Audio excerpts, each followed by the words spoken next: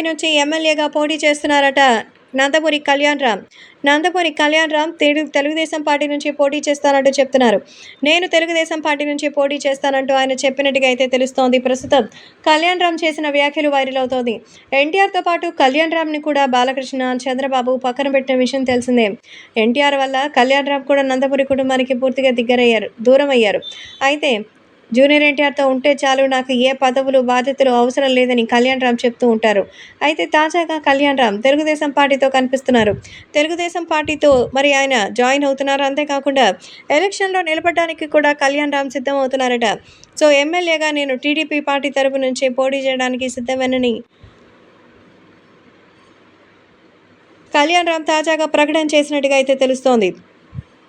ఏ విషయంలోనూ బాబాయ్ అలాగే ఇతర కుటుంబ సభ్యులు దూరమైనా, నన్ను దూరం పెట్టినా పర్వాలేదు. నా తమ్ముడు జూనియర్ ఎన్టీఆర్‌కి ఒక కుటుంబ సభ్యుడిగా నేనెప్పుడూ ఉంటాను. నాన్నలోని ప్రేమ, గౌరవం అన్నీ కూడా నేనే ఇస్తాను అంటూ జూనియర్ ఎన్టీఆర్‌ని ఎంతో ఎమోషనల్‌గా గుర్తు చేశారు. ఈ సందర్భంగా జూనియర్ ఎన్టీఆర్‌కి సంబంధించి చాలానే మరి ఇబ్బందిగా మారింది. కాబట్టి వాడు అంతగా జనాల్లోకి ఇన్వాల్వ్ అవ్వడానికి ప్రయత్నిస్తున్నారు.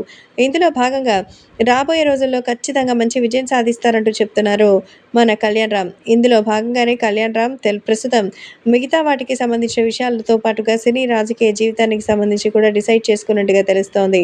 మరి కళ్యాణ్ రామ్ కూడా తెలుగుదేశం పార్టీలోకి వచ్చి మంచి భవితవ్యం సాధించాలని ఎదురు చూస్తున్నప్పుడు దానికి స్వాగతించక తప్పదు. కానీ తిరిగి ఫలితం కూడా మళ్ళీ దాని వెంటనే వస్తుంది. కాబట్టి ఏది ఏమైనా జరగబోయేటువంటి రోజుల్లో వీటికి సంబంధించిన విషయం తెలుసుకొని ఎంతగానో షాక్ ఇస్తున్నట్టుగా అయితే సమాచారం. కాబట్టే జూనియర్ ఎన్టీఆర్ మరి ప్రస్తుతం ఆయన అనుమతితోనే ఎమ్మెల్యేగా పోటీ చేయడానికి కళ్యాణ్